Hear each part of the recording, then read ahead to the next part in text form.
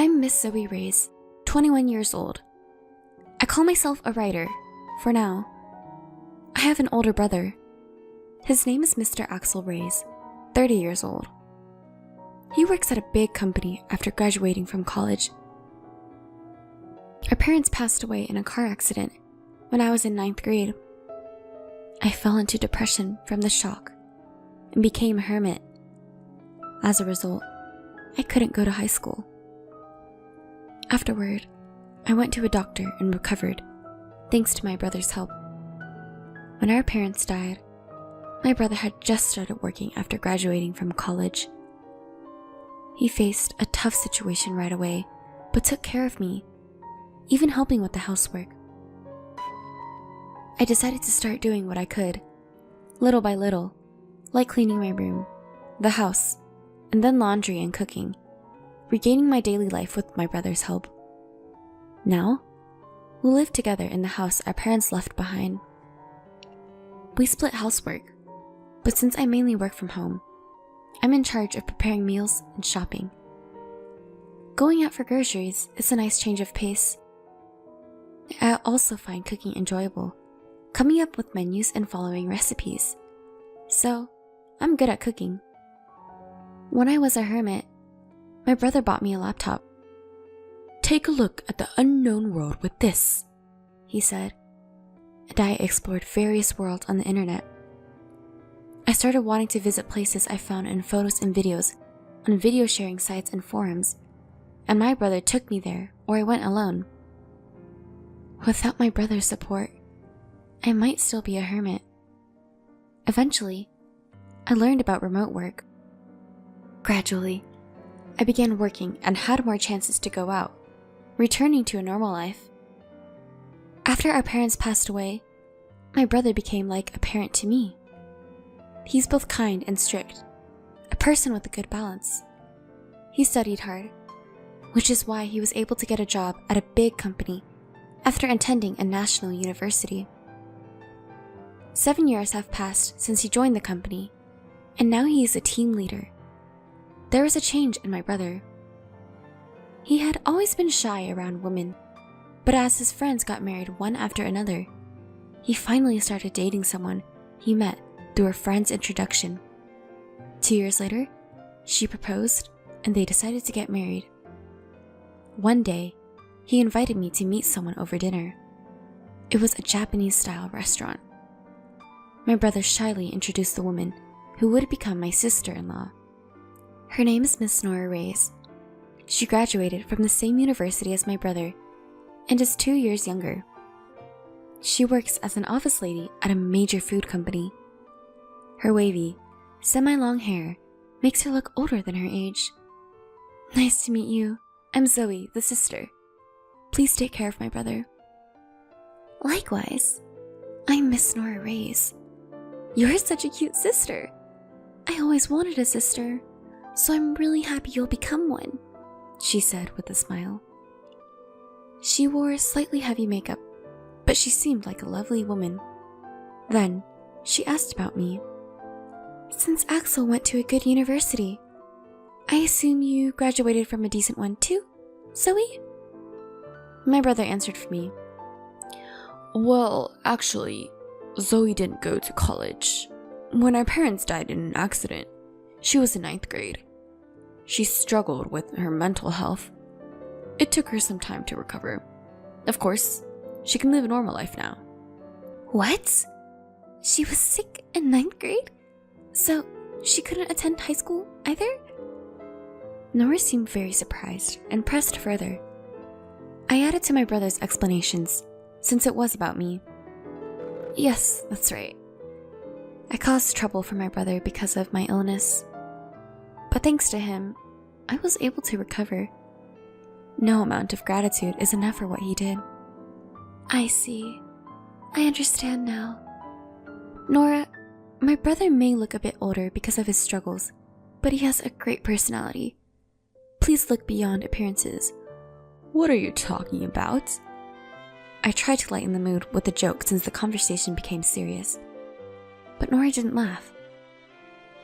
At the time, I thought Nora was moved by what my brother had done for me. From what I heard, Nora's parents both graduated from prestigious universities, and their entire family had attended college. Naturally, they had excellent grades and worked at well-known companies, with many in professional roles like doctors and lawyers. They were an impressive family. Nora's father was an executive at a major publishing company, and her mother was the president of a local women's association. Hearing that, I thought my brother was going to join a great family. Busy with work, my brother steadily prepared for the wedding. Seeing him happy made me happy too, and I helped out with various tasks. One day, I received a call on my smartphone. I was a little nervous about answering a call from an unknown person, but the number was displayed, so I answered. "Who is this?" "Zoe, I'm Nora's mother. Nice to meet you." To my surprise, the caller was Nora's mother, who would become my mother-in-law. "What can I do for you?" Feeling anxious, I asked, and she replied, "I heard from Nora the other day that you didn't attend high school and only graduated from middle school." I didn't know what she wanted to say, but I answered honestly. Yes, when my parents died in an accident, I suffered from mental health issues, and it took me a long time to fully recover. That's why I couldn't go to high school." "I sympathize with your situation, but the fact remains that you only have a middle school education, right?" "Yes." "I see.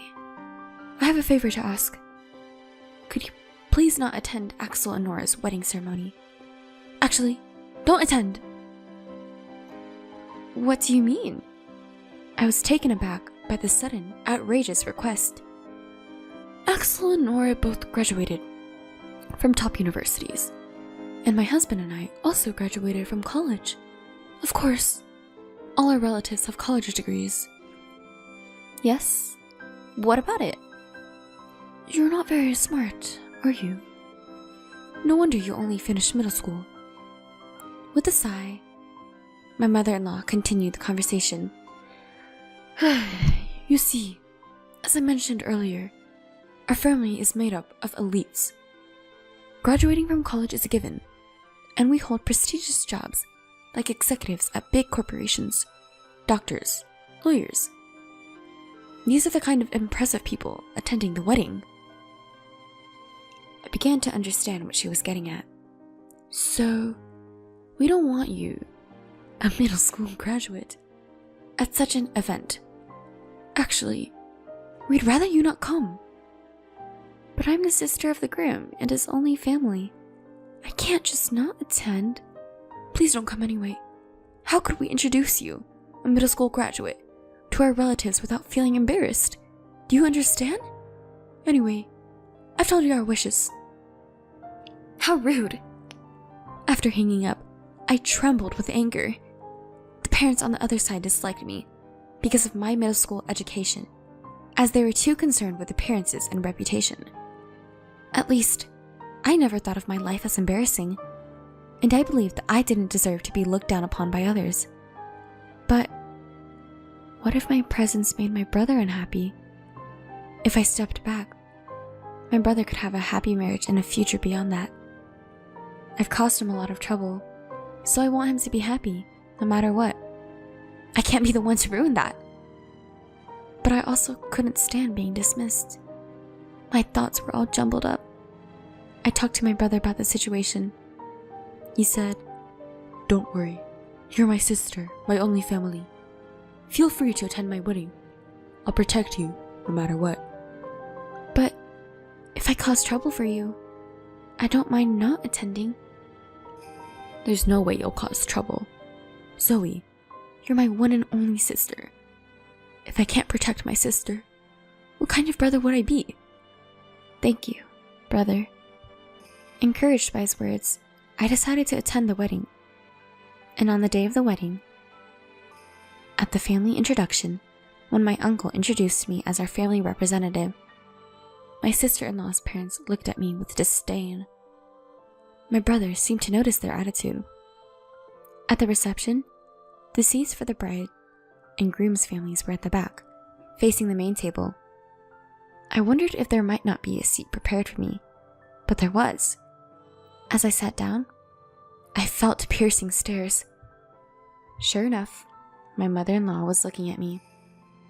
She marched over to me and said, "Why are you here? I told you not to come because you'd be a disgrace to our family, didn't I?" "I am his real sister. There's no reason for me not to attend," I strongly replied, and she snapped back. "For a middle school graduate, you sure are insolent. Just remember this." Leaving those harsh words behind, my mother-in-law walked away.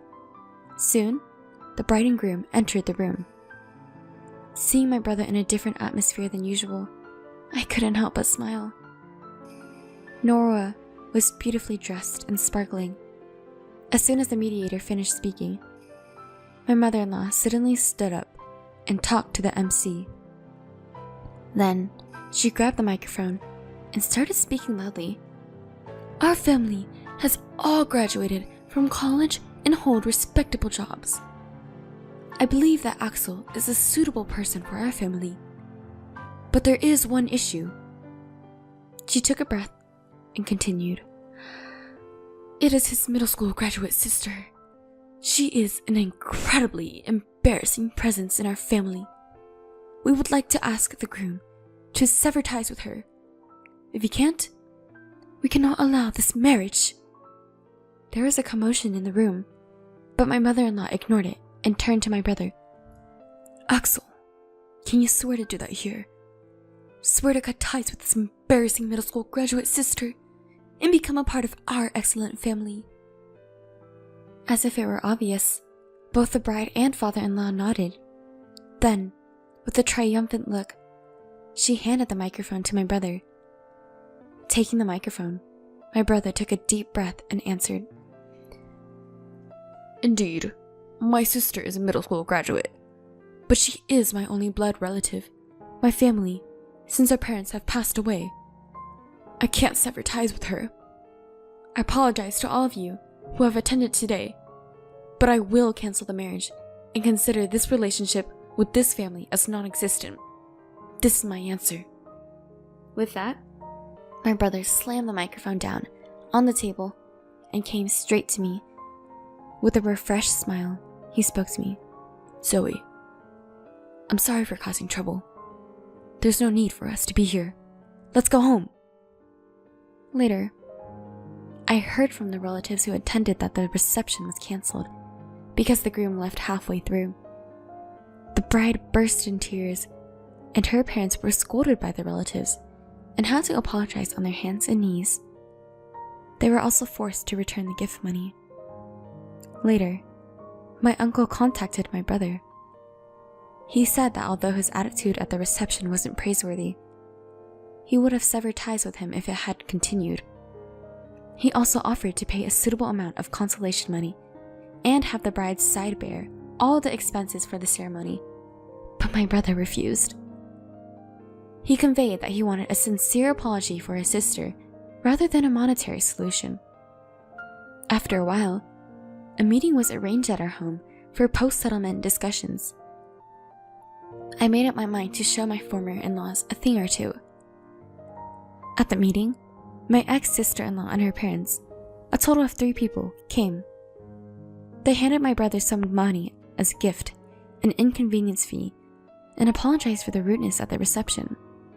But it didn't feel like a sincere apology. There was a sense of reluctance. As for my ex-mother-in-law, she said things like, "We should have investigated more thoroughly. If we had, this wouldn't have happened," showing no sign of remorse. My ex-father-in-law also continued, "Axel should have told us about his sister in detail from the beginning. Then we wouldn't have ended up unhappy." Anger welled up inside me, and I carried out my prepared plan. "Ex-father-in-law, well, you're not really my stepfather anymore, but for convenience, I'll call you that. You work at Rainbow Publishing, right?" He glanced at me and said, "Yeah, I do." I'm a director there. What about it? He looked down on me. I work with Rainbow Publishing, but I can't bring myself to like a company where you are. I want to terminate the contract. Is that all? I don't care. There are plenty of workers. It won't have any impact. Understood. I'll quit immediately. And I'll sign a contract with your rival company. Go ahead. Do as you please.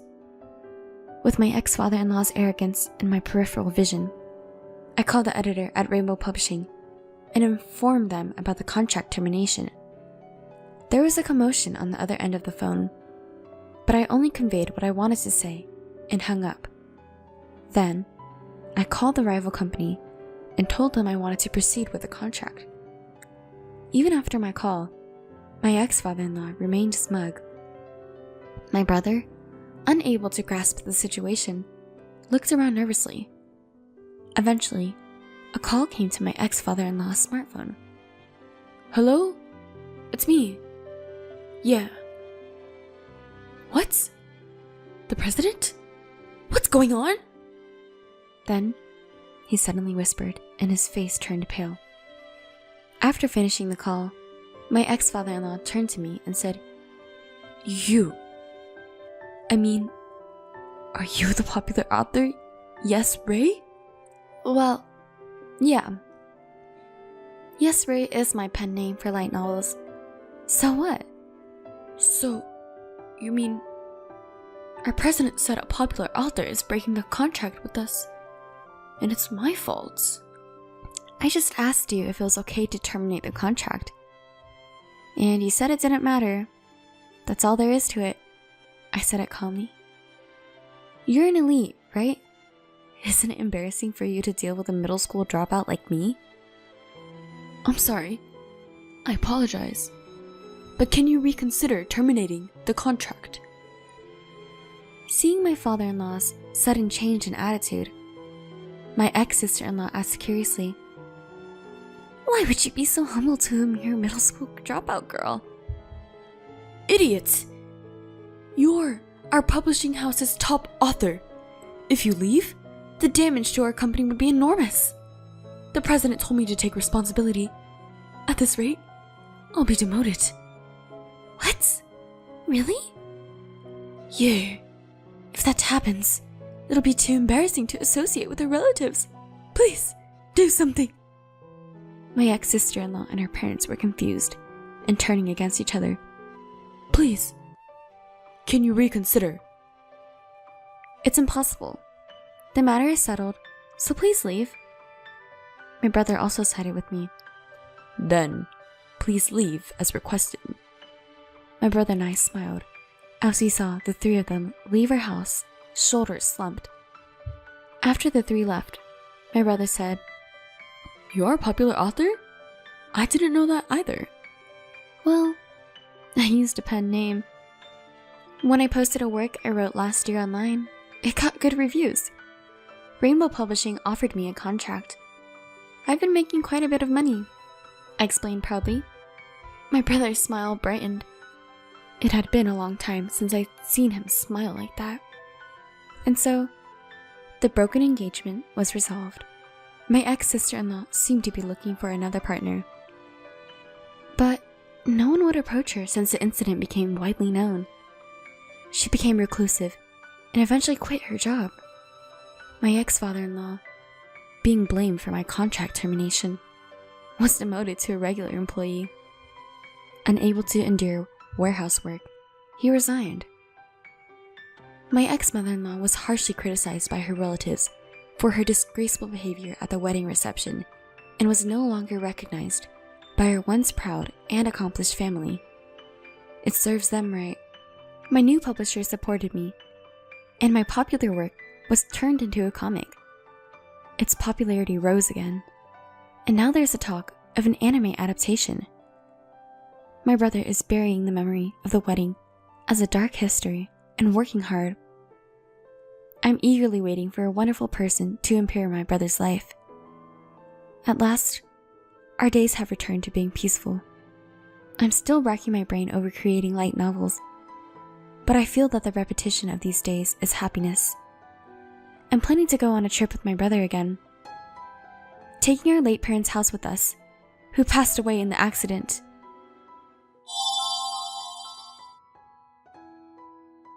Just after the funeral of my mother-in-law, whom I loved like a real mother, a letter arrived from her. A lawyer brought the letter to our house. I am Sharon, 43 years old. The letter began, "If this letter has reached you, it means I am no longer in this world. I'm worried you might be crying." Seeing the familiar handwriting of my mother-in-law, my eyes welled up. My father-in-law passed away at a young age, long before my husband and I got married, and there seemed to be no close relatives in his family, with almost zero family interaction. My husband and I were not blessed with children, so we lived modestly but happily with my mother-in-law. My mother-in-law and I got along so well that my husband would say, "You two are like a real mother and daughter, and I'm like the son-in-law." Last year, my husband passed away from cancer, and it was just my mother-in-law and me. Then, she suddenly became a victim of a traffic accident. There were many mysterious points about the accident, and for some reason, my mother-in-law was found collapsed on a road in a city where she should have had no connection, and she was hit by a passing car. The police are investigating both the incident and the accident, but her supposed bag hasn't been found. I was asked various circumstances by the police, but I didn't know much, and I couldn't respond properly due to the shock. I can't sort out my feelings about my sudden parting with my mother-in-law. In my husband's case, we had a year of medical treatment, and my mother-in-law was there, so we could remember him to our heart's content. We promised to overcome our grief together and continue living in harmony. While there were things to do like the funeral and administrative procedures, my mind was distracted. But once everything was over, I suddenly became lonely. My own parents had already passed away due to cancer. I have a brother, but he lives in the countryside far away with his family. Even if I wanted to talk to my old friends from my student days, it's difficult because they are all in the midst of raising children. Then, a man claiming to be a lawyer called me. Judging from his voice, he was probably in his 70s, around the same age as my mother-in-law. He apologized for being late to notice my mother-in-law's death and said that there was something he wanted to give me as soon as possible. Is it a letter from my mother-in-law?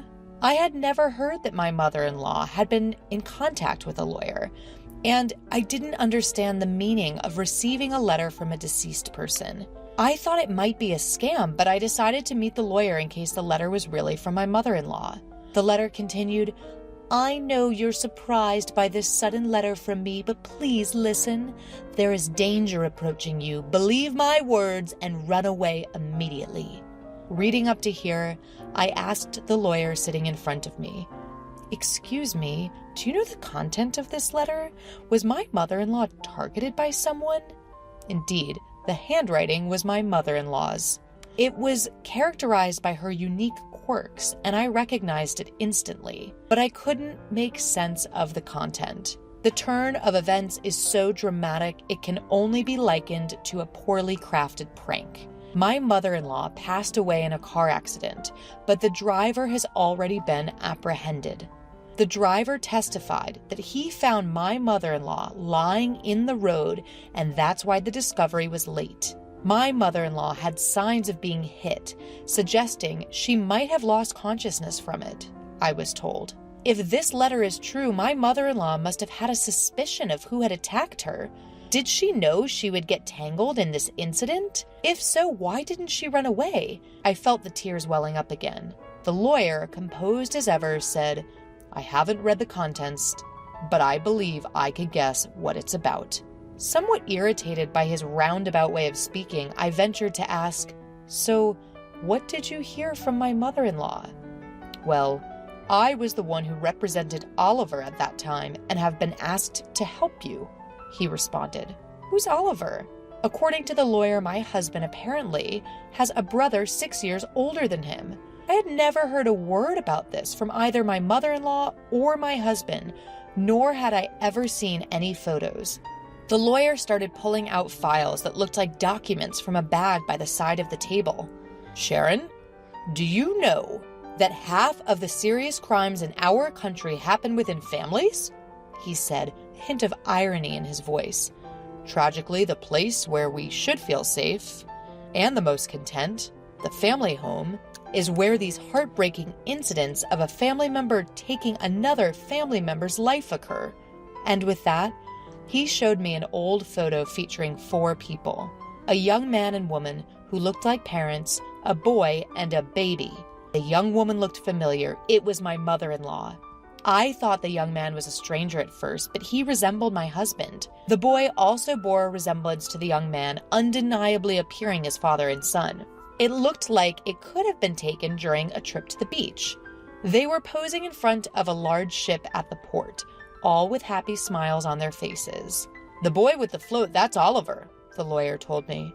Upon being told, I stared at the boy, my husband's brother, who I knew nothing of. The photo looked so happy, and I couldn't help but feel a pain in my chest, wondering what could have possibly happened. Does being a lawyer mean Oliver caused some incident? Was he the one who assaulted my mother-in-law this time? It must have been like more than 17 or 18 years ago, considering my husband and I were dating 15 years prior to our marriage. Otherwise, it would be strange for me to have known nothing about this. Yes, Oliver became a recluse from the summer of his first year in junior high due to bullying, and 7 years later he caused an incident, he explained. It seems Oliver, in despair about his future after becoming a recluse, attempted to commit family suicide. Late at night, on the day of the incident, he went into his parents' room with a knife and ended up struggling with his father, who woke up due to the noise. Even while severely injured, his father was able to subdue Oliver, and the incident ended in an attempted crime. However, upon hearing his mother scream during the struggle between his father and Oliver, my husband, who was 14 at the time, called the police. Police cars and ambulances rushed to the scene, causing a brief stir in the usually quiet residential area. At the time, societal issues such as hermits and NEETs were becoming common, and the media would sensationally report on stories like a reclusive boy planning a murder-suicide with his family. I remember hearing news like this, but I had no idea if it was referring to the husband's family or not. After all, similar stories were often reported in the media. However, it was different for those involved. The husband's family, unable to withstand the rumors, ended up moving house several times, almost like fleeing in the night. Whether it was due to the severe injuries at the time or the subsequent stress, the father-in-law passed away a few years later. The mother-in-law and the husband changed their names back to the mother-in-law's maiden name, and it was said that they were finally able to lead a normal life in their current place. Both the perpetrator and the victim are family, so there's no outlet for emotions in family incidents. You can't fully hate or detest. Any person would be confused if suddenly put in such a complicated situation. Living under the public eye, rumors, and bashing is very hard. I hope you can empathize with the feelings of the deceased who couldn't talk to you, Sharon, the man summarized. I was at a loss for words due to the harshness of it all. I had never considered what happened to the family after such an incident, but as long as they are alive, life goes on. The in-laws must have seen the boy, Oliver, as their adorable child. The photo of Oliver that I was shown had a smile that greatly resembled my husband's, but the button that was mistakenly buttoned couldn't be fixed, and he ended up facing the worst tragedy. Later, Oliver was sentenced to actual imprisonment and was said to have served time. When the lawyer started explaining at length, I represented Oliver, remember? The same punishment applies even for an attempt, life imprisonment, or at least 5 to 20 years in prison. I interrupted him by asking, a minimum of 5 years? Are you saying Oliver could be out already? Yes, he was actually released about 2 years ago. According to the lawyer, the prosecutor's office has a victim notification system. After a verdict is confirmed, you can apply to the prosecutor's office to be notified about the planned release date of the offender, or even after they have been released. Even without that, the mother-in-law is Oliver's biological mother. She had been notified of his residence after his release. Around that time, my husband had been diagnosed with cancer and was undergoing treatment, and the mother-in-law didn't want to worry him, so it seems she couldn't consult with him. Oliver told me at the time that he committed the crime because he was pessimistic about his future. With some hesitation, the lawyer told me, "It seems he wanted money to spend." Oliver, who had been a shut-in for many years, had started to secretly use the mother-in-law's credit card to pay for online games and online shopping, and he had been scolded by his father. Apparently, he had used a lot of money to buy weapons for a game on the evening of the crime and had his computer taken away. Oliver lied to the lawyer, and his real father, mother, and brother who knew the truth said nothing.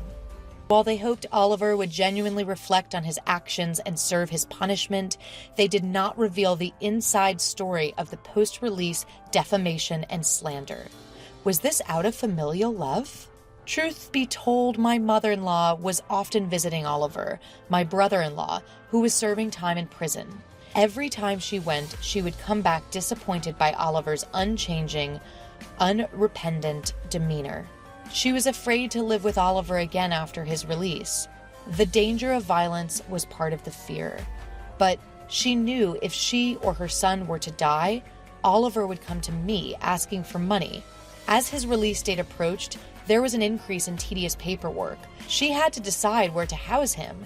Distressed, my mother-in-law decided to consult a lawyer who knew about the case and ask him to handle the procedures. What was Oliver doing for a living 2 years ago?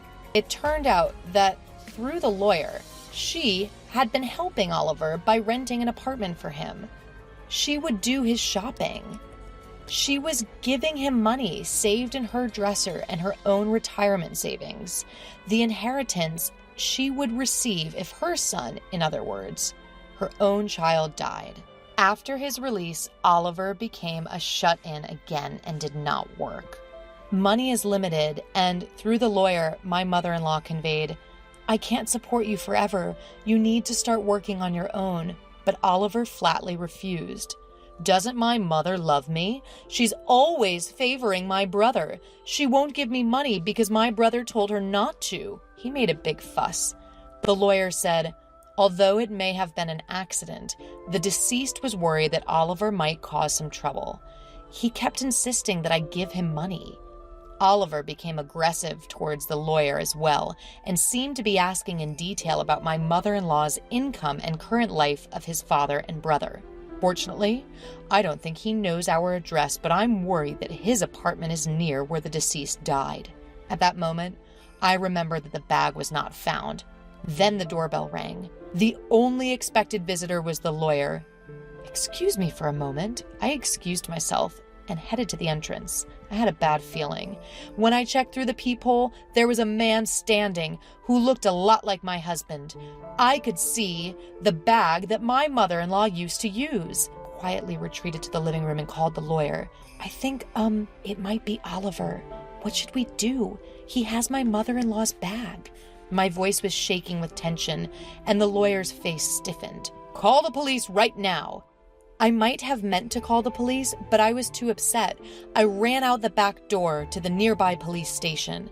Did my mother-in-law and husband foresee this situation in the future? Or did they unconsciously choose a house near the police? I don't know anymore. Afterwards, when Oliver saw the police officers who came with me, he immediately tried to run away and was caught by a police officer who then interviewed him.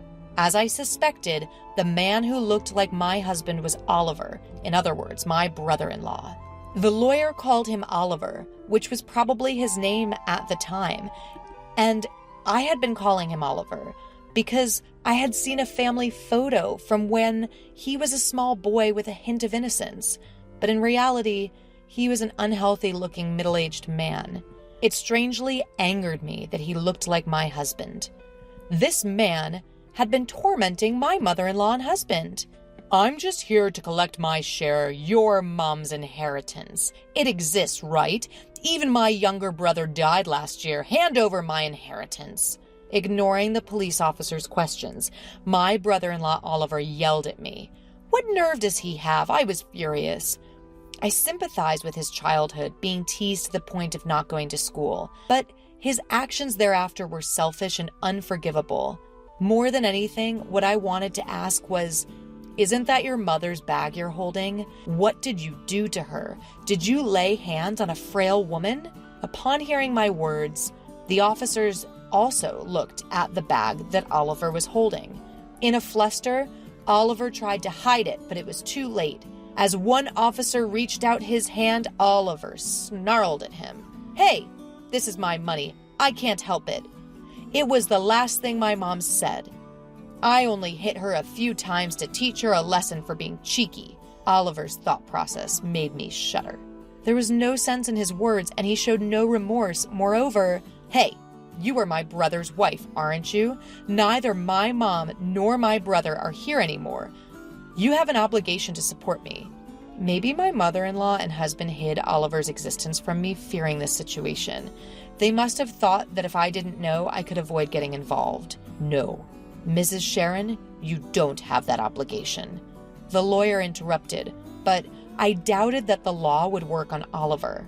Oliver was ultimately an invincible man with nothing to lose. He doesn't understand common sense, nor does he seem to want to abide by the law. Maybe that's why my mother-in-law never wanted me to meet him. I can only imagine how difficult her life must have been. I haven't finished reading it all, but my mother-in-law left me a letter worrying about me, knowing her life was in danger. Her pain and sadness are heartbreaking. Because of you, my mother-in-law and husband were hurt so much. I will never forgive you. You will face the law. Indeed, the direct cause was being hit by a car. However, he left my unconscious mother-in-law on the road. He is not a person who should be left to roam the streets. I pledged to myself that I would do whatever it takes to send him back to prison. Watching me, the lawyer stood beside me and said, I'll help you. Oliver was taken to the police station. The blood on my mother-in-law's bag and circumstantial evidence pointed to Oliver as the culprit, and he was sent back to prison again. I returned home with the lawyer and read my mother-in-law's letter to the end. Her letter was filled with apologies to me and overflowing love, especially the end. Life is still long. Please live a happier, freer life, Sharon. Upon seeing that, I couldn't stop my tears. From the time we exchanged greetings, my sister-in-law didn't seem to like me. She would stare at me from head to toe with a piercing gaze and laugh at me under her breath. At the time, I could only guess that she was making fun of the way I looked. I must have seemed like someone she could easily make fun of or put down to make herself feel better. That's why, when she asked for my help, I refused. I couldn't think of a single reason for me to help her. A story by Maria Bailey. My name is Maria. I got married to my husband 3 years ago, and now we live with my in-laws. My father-in-law passed away when my husband was a student, so today it's me, my husband, and my sister-in-law and mother-in-law living together. Initially, there was no plan to live together. It was just my husband and me. However, a year after getting married, my mother-in-law had an accident and hurt her leg, so we decided to move in with her so that we could help care for her. My sister-in-law, Dorothy, was already living at home, but finally my mother-in-law tearfully told my husband that she was unreliable. As it turned out, Dorothy wasn't contributing to the household expenses at all. She was single and spent her money going out to bars and clubs. It would be nice if she could have at least supported her mother, but instead she caused trouble by maxing out credit cards, asking her mom for money, or leaving her to do all the housework, even though she had a bad leg from her accident. Honestly, I think my mother-in-law is far too lenient on her daughter. Dorothy is in her late 20s, but I guess parents always feel compelled to take care of their children, no matter how old they are. That's why, even though my mother-in-law admits her daughter is unreliable, she feels she can't kick her out and lets her stay at home. Of course, I didn't want to live with them. My mother-in-law is a kind and gentle person, but that's a separate issue, and it takes some resolve to suddenly learn how to live together, no matter how nice the person is. And above all, I hated the idea of living with my sister-in-law. I wouldn't have lived with Dorothy, even if I were paid to. I felt she looked down on me since the beginning of our marriage. To put it simply, Dorothy is like the controlling leader who would rotate out one friend at a time from the group during school days. I might sound childish for saying this, but I've always thought she was a malicious person who never grew out of that habit of using people for her own advantage. I felt that she didn't like me from the moment my husband introduced me to her. She asked my name, and when I answered, she stifled a laugh. I'm 32 years old. Turns out that laugh was because I was younger than she had thought. I'm sorry, I thought you were about 40. You look so mature. To put it bluntly, she probably wanted to say that I looked older. Since then, every time she saw me, she would ask about the brands of my clothes, comment on my appearance, and look down on me with a mocking laugh. A grown-up over 30 wearing fast fashion. Oh my, but Maria seems out of touch, doesn't she? Were you homeschooled or something? You don't seem like you'd get along with the fashionistas like my friends are. Of course, I'm not the type to stand out, and I'm not particularly interested in fashion. Dorothy may be able to believe that I don't dress well, but that doesn't mean she has any right to ridicule me. Moreover, I do have friends. Not many, but they're there. I feel sorry for the people who say they like me when I'm being ridiculed so much. I knew we didn't get along immediately, but it has only seemed to get worse. If she's going to have this attitude, I decided that I just need to avoid her as much as possible. With that in mind, I decided to ignore her without arguing or pointing out her faults in return. All of a sudden, my mother-in-law needed help, and the discussion of living together came up. I told my husband that I absolutely didn't want to live with Dorothy, but then my mother-in-law called and asked if I would reconsider. My mother-in-law was 62 at the time, and apparently had plans to move into a senior living facility with support services when she turned 65 in 3 more years. She asked if we could please share a home until then. Faced with such a desperate plea, I couldn't find the words to refuse. Limited-term cohabitation. It was a big ask, but it was only for a fixed amount of time. That was my motivation for deciding to live together. So that's the backstory, and now my husband and I are living with his mother and sister. It's already been 2 years, so there's only about 1 year left. My mother-in-law is keeping her promise and is actively looking for supportive housing facilities so the cohabitation won't drag on indefinitely. I feel a little guilty, as if I'm driving her out, but my mother-in-law, sensing my feelings, reassures me that this was her intention from the beginning. She probably wanted to take her time sorting out the house during these 3 years. In retrospect, I feel a little guilty for not agreeing to live together from the start. Of course, the idea of living with my sister-in-law was truly unpleasant, so I needed time to brace myself, and living with her has been difficult. Even now, I struggle with the day-to-day interactions of sharing a home with her. When we first started living together, she was particularly harsh on me, complaining about the food I cooked and constantly criticizing my cleaning. My mother-in-law and husband would scold her for complaining, but she seemed completely unfazed. It feels like she doesn't think of me as her brother's wife, but more like a slave or a maid. For about a week, I was blamed for the way I washed her clothes. You shrank my clothes because of the detergent you chose. They're all misshapen and unwearable now. You've been married for 3 years and you still can't handle housework. You are essentially useless. I wanted to tell her that it wasn't my fault the clothes shrank. It was actually because my sister-in-law had gained weight. However, I didn't want to comment on someone's appearance. I know how hurtful those comments can be. I said I'd be more careful next time and tried to end the conversation, but my sister-in-law is not the type to forgive and forget any mistake made against her.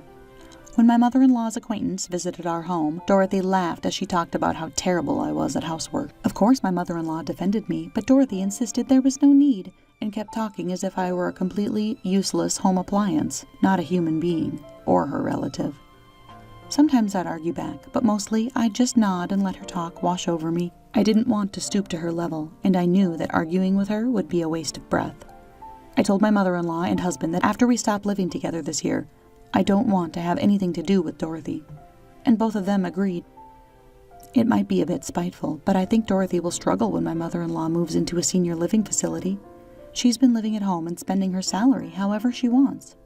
I don't think someone like that can suddenly live on her own responsibly. We won't help her once we stop living together.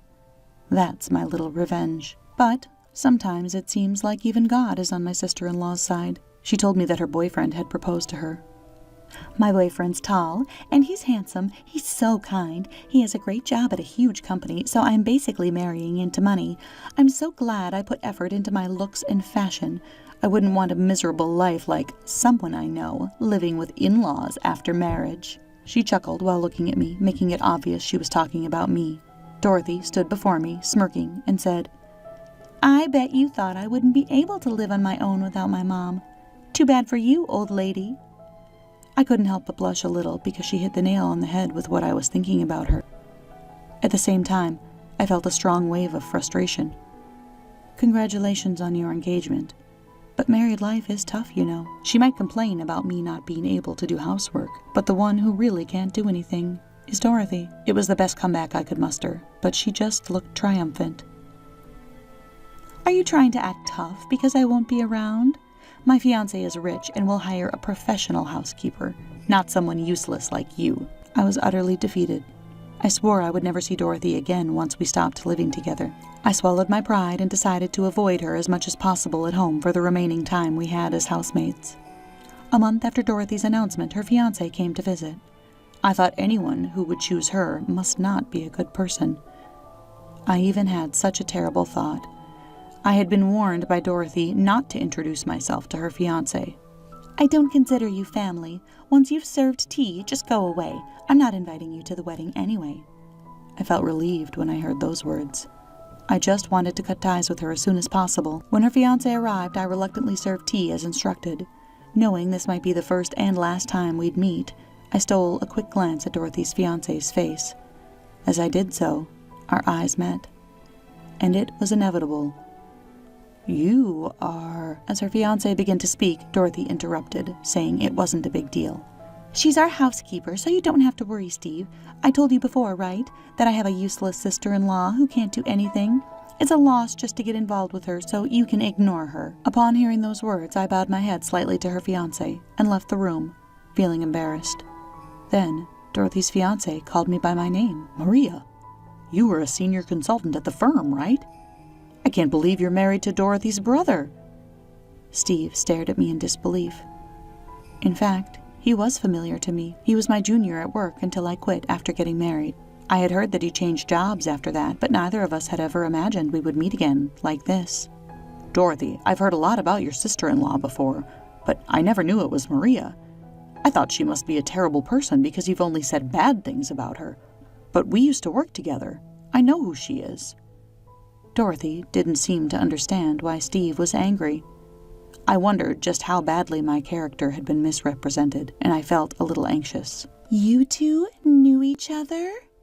At Dorothy's bitter smile and question, Steve desperately explained how we had worked closely together.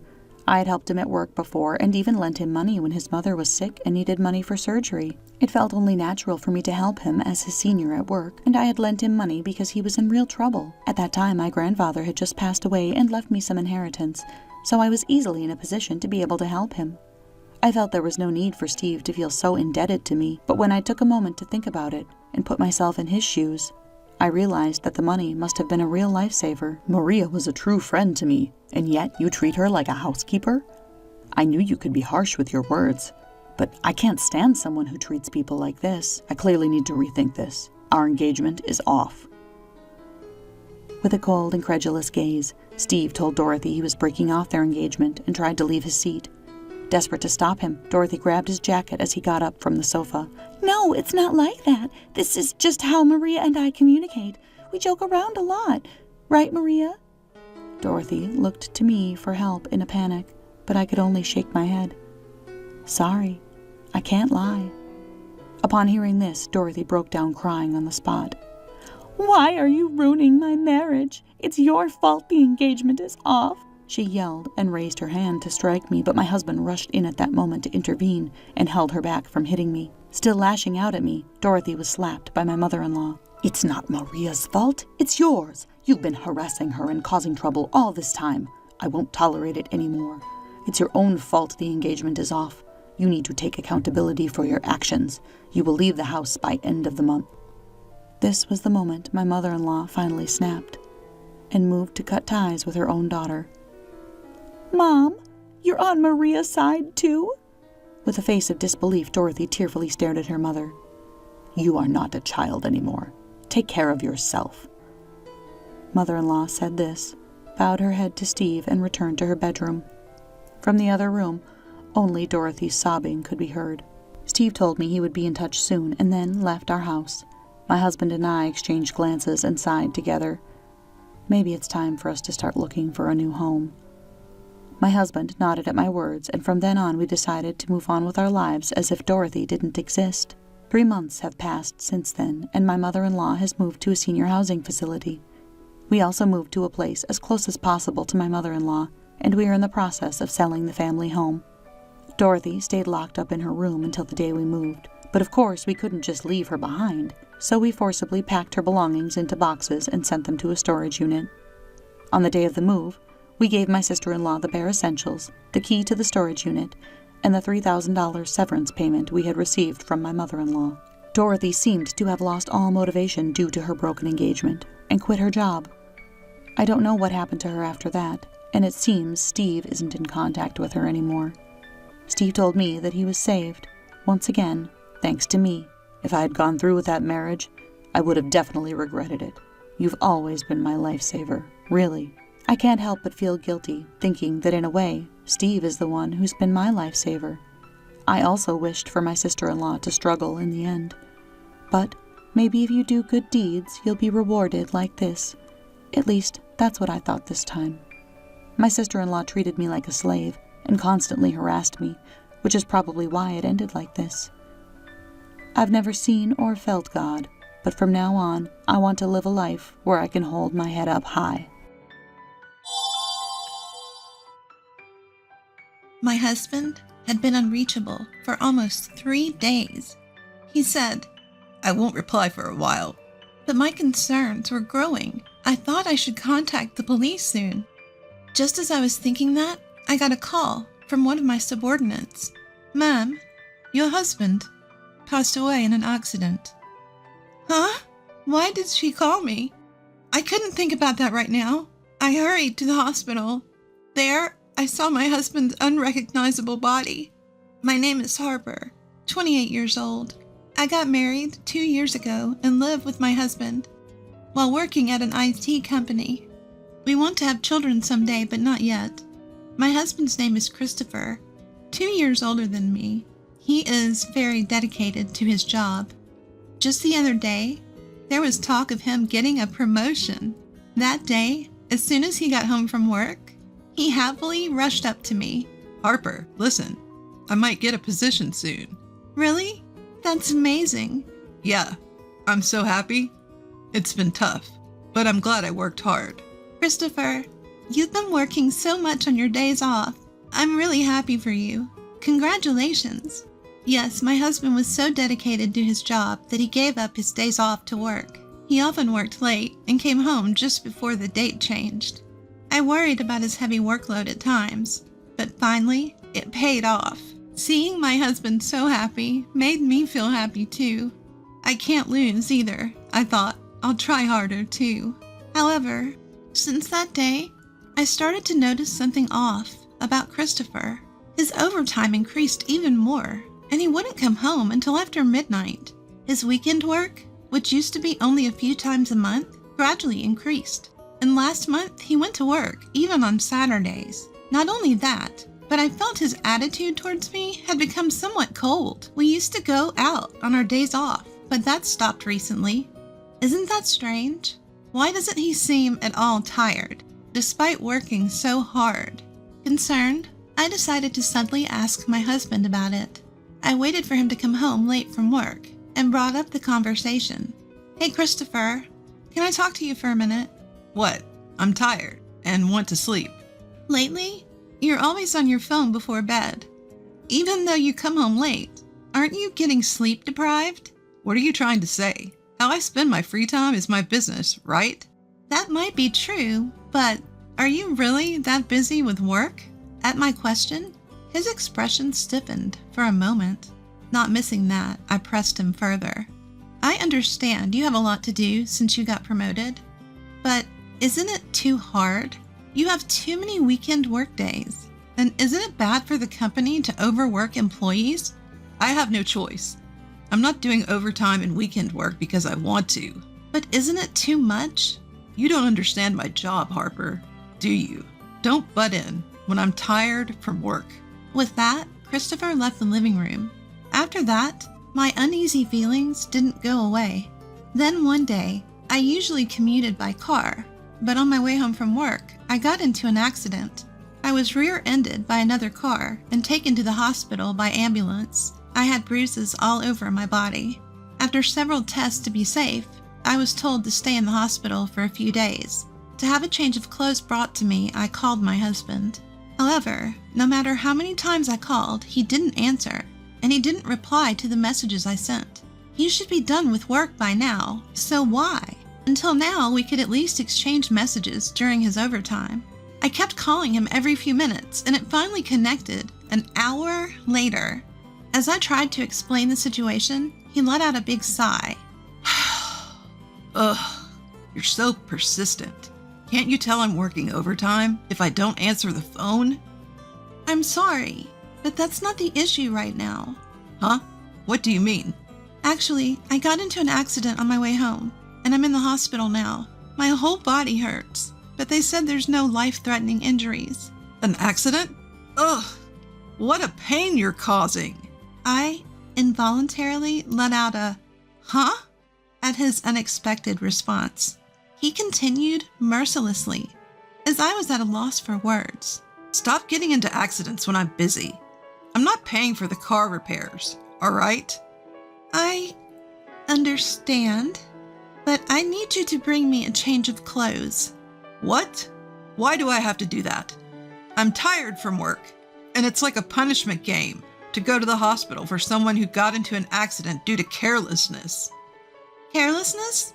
Why are you talking like that? Besides, it wasn't my fault. It was the other drivers. Stop nagging. Anyway, I'm not going, and I won't reply for a while. Figure it out yourself. The call ended there. The busy tone echoed in my ear, pushing my heart to the limit.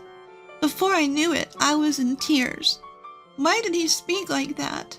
Aren't you worried about your wife who had an accident? He used to prioritize me over work.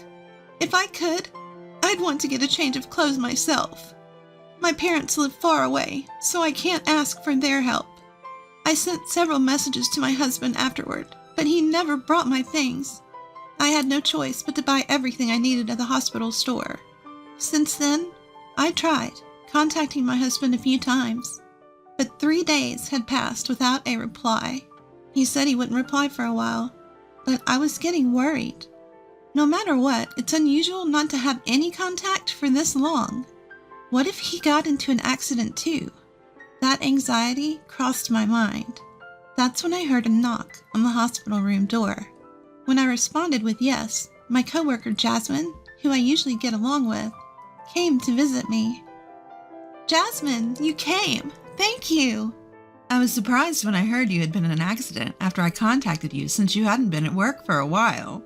It's not a big deal. Just some bruises and a broken bone. It's more than enough. But I'm glad. You seem to be doing well. For a while, we chatted and laughed about trivial things. As visiting hours were ending, Jasmine started to get ready to leave. But then, she stopped and looked troubled. I cautiously asked her, Jasmine, what's wrong? I'm sorry, Harper. I don't think I should say this now, but I saw it. Saw? What did you see? I saw your husband walking with Daisy. What? When did that happen? 3 days ago. The Daisy Jasmine mentioned was a junior coworker at our company.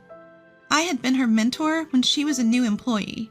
Even now, a few years later, we'd go to lunch together once a week.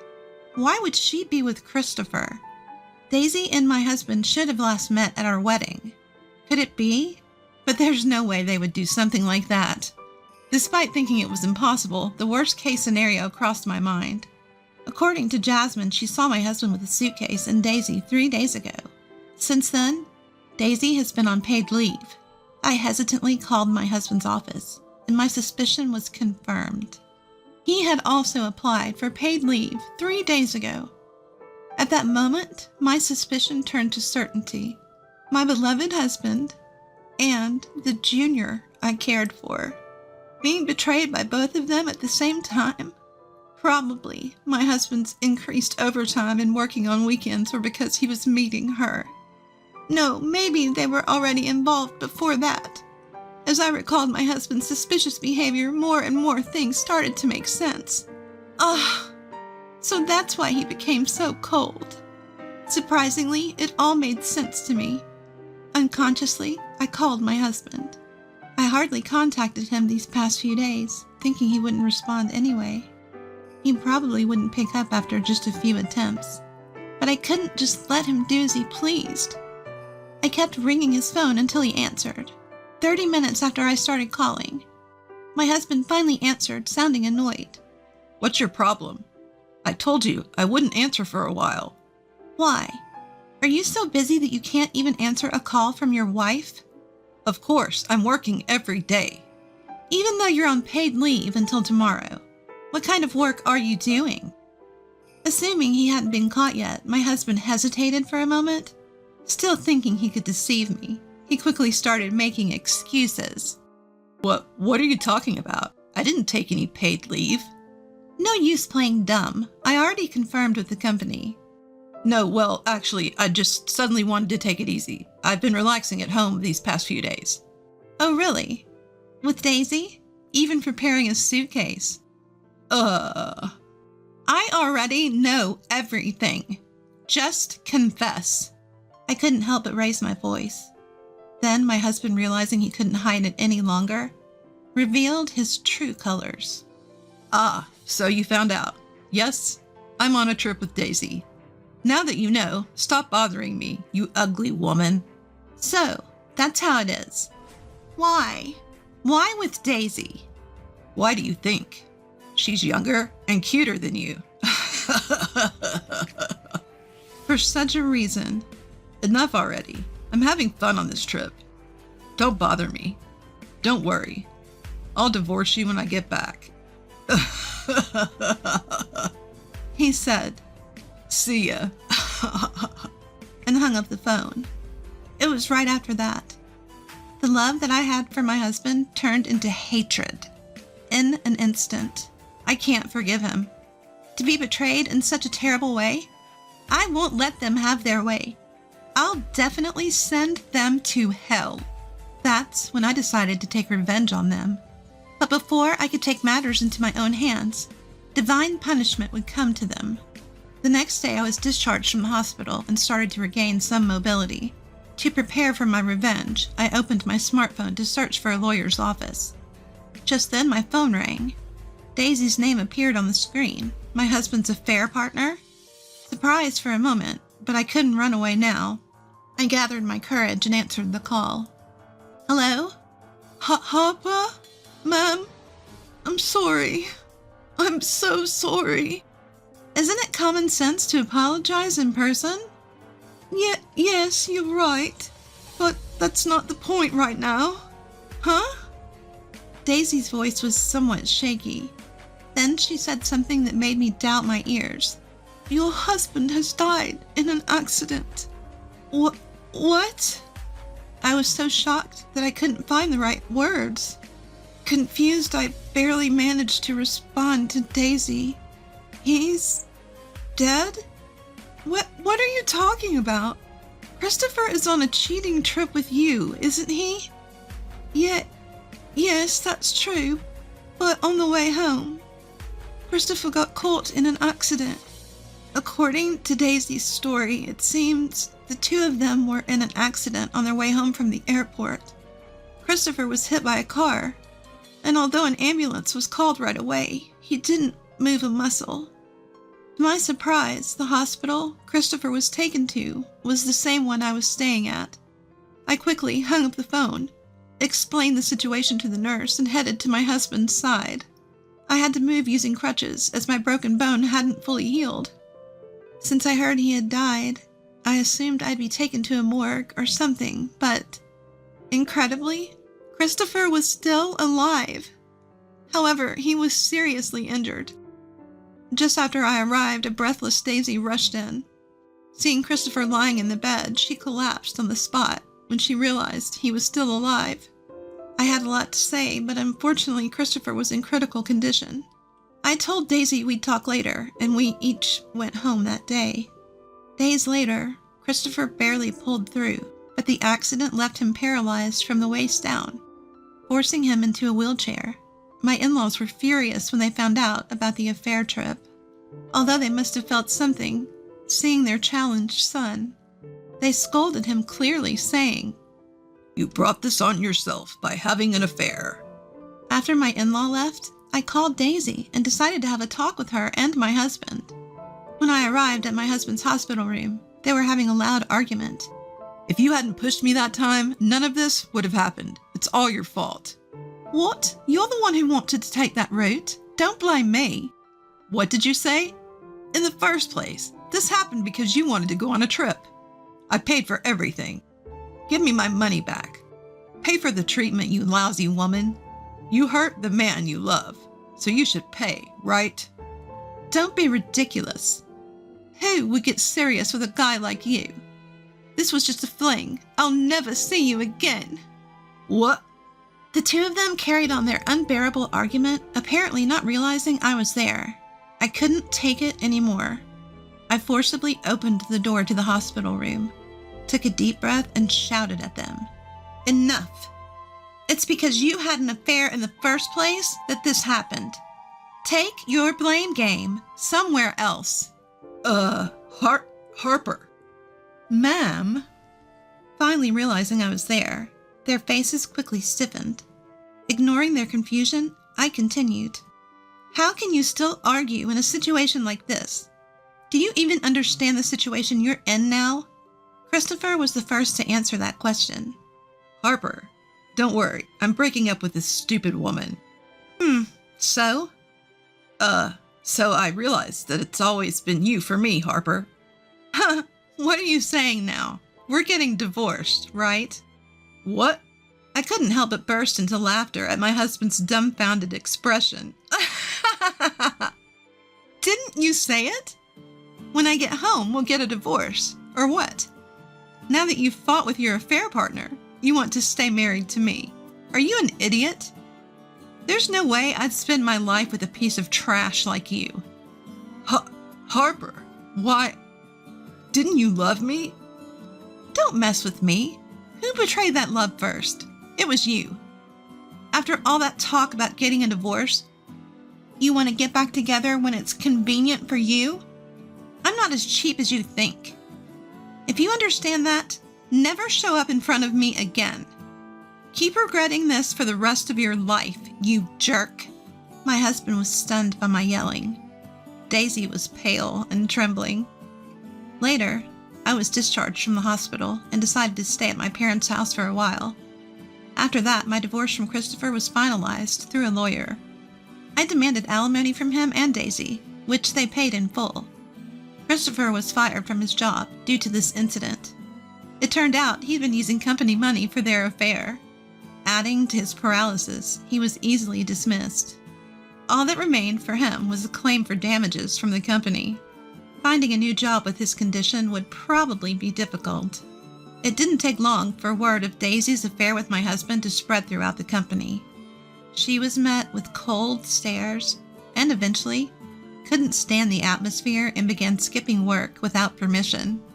As a result, I heard she finally submitted her resignation. Now those two will probably never lead a decent life again. Even so, I don't feel sorry for them. This is a disaster they brought upon themselves. As for me, I rented an apartment near my workplace and started a new life. Many colleagues show concern or curiosity, but honestly, my feelings are mixed, and I can't describe how I feel.